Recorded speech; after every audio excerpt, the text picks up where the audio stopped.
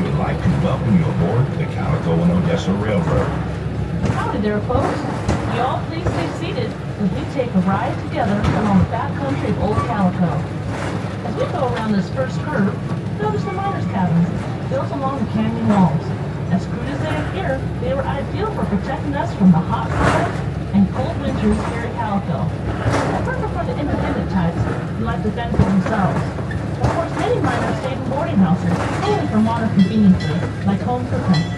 I got my nickname Hard Rock because that was exactly the kind of mining we did around here. The rock is so hard and we didn't have any water to use for mining, so we had to hack and blast away at the rock. During the boom years, Calico's 10 square mile mining district boasted a population of nearly 2,000, with almost 1,000 actually living in the town side of Calico. After the mining ended, Calico really was a ghost town. That's to say, it was mainly abandoned. But it was restored and reconstructed by the Knott family in the 1950s. Back then, they had workers actually living here. These folks served as rural security for the town, a tradition that continues to this day.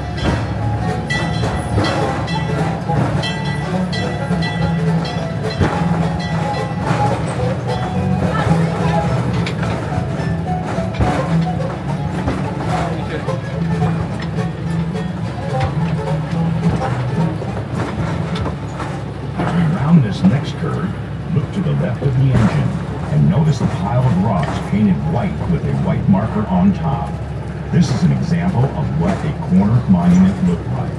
We use them on all four corners of our claims to alert everyone that they may be trespassing and to remind claim jumpers to stay away. Remember how the first traces of silver were discovered right on the ground in the spring of 1881, and Calico's silver rush was on. Miners came from all over, including well-known towns such as Virginia City, Bodie, and Tombstone, Arizona. I certainly do, Hard Rock. I had silver fever too. Coming up on the right is one of the original ore cars we miners used. We would push these out of the mine and stockpile our ore until we had a train load full. Then it was shipped to a processing mill on a narrow gauge train similar to the one you're riding on now. That particular train was called the Waterloo Mine Company Railroad, and the spur was run off of it that went right up Calico's Wall Street Canyon. The closer a railroad could be run to the mines, the better. This large area to the left of the train was where some of the miners lived. There is still one surviving wall out there. It's outlined in white. Beyond the mountain to the northeast was East Calico, where among others the big Bismarck mine was. There was a little community out there with a store and a saloon. The Stacy brothers carried mail the 1.5 miles between Bismarck and Calico, even training their dog Horsey to do it for them. I remember that. They strapped a saddlebag right on his back so he could carry the mail and packages. As we pause here, take a look at the top of King Mountain, where your engineer is now pointing. Look at the last letter in Calico and run your eyes down about 300 feet and a little to the right, and you should see a mine entrance in the side of the mountain. This is a tunnel for the Silver King Mine, one of the richest and largest mines in the Calico mining district. It produced about $10 million in silver in about 11 years. There were about 30 miles of tunnels on 14 different levels inside that mountain, belonging to several different mines. However, the only mine that is open daily for guests to safely go into themselves is the Maggie Mine. Just below the Silver King, there appears to be just an ordinary pile of rocks. Actually, that is remnants of the Silver King mine itself. Not long ago, that pile of rocks was assayed to contain a few million in silver. But before you jump out of the train and climb the hill to fill your pockets, I should tell you that it would take millions more just to process that silver. So that would put you in the hole. Well, back to playing the lottery. Now as we get moving, look out to the left.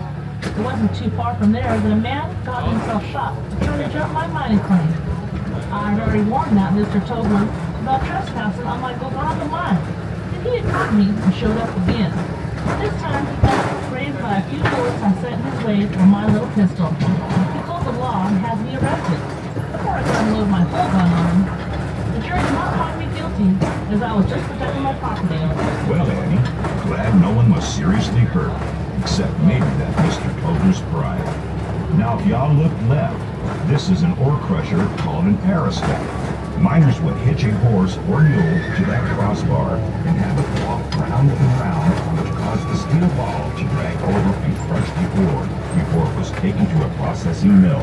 Of course, by the 1880s, this method was kind of old-fashioned, but it was still a respectable way of making sure every bit of silver was scraped up. We did work hard to get all that silver. Now have a look over to one of my favorite views from Calico. Down there is the Silver Valley, as we called it. Past that old dry lake is the sandy bed of the Mojave River. In those early years, drinking water for Calico had to be brought over from the river, which ran above ground at the time. It was sold for about 5 to 7 cents a gallon.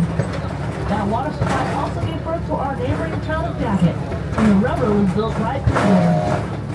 See, just like the smaller narrow gauge locomotives, the big trains of those days ran off the steam from the water-filled boilers. Another one of our neighboring towns was Boreal.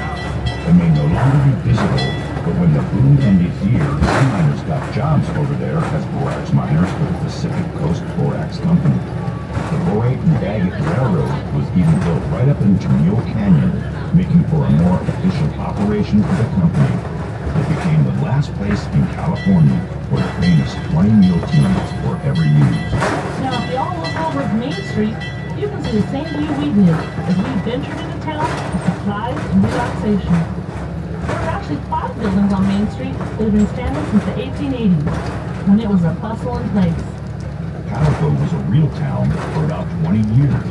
We had a post office, school, courtroom, newspapers, and a slew of stores. Not to mention quite a few saloons, I can promise you that. Luckily, we even had doctors, lawyers, and a justice of the peace. My favorite place was the town hall, where we had dances and all kinds of entertainment. Those were dandy, huh? Now as we get closer to the train depot, take a look down into the gully to the left of the train. These ruins are from the Chinatown, where almost 40 Chinese lived and worked at Calico during the boom years. Amy did laundry for the miners and operated a couple of restaurants. Well, folks, we hope you had fun and maybe you learned a few things on our tour today. Please remain seated until the train comes to a complete stop. Be sure to grab all your gear, like purses, hats, glasses, and those little miners, too. Please come back and join us again. We'd love having you. Yes, we do. Don't forget to mosey over to the Maggie Mine. I hear there's a great tour over there, too.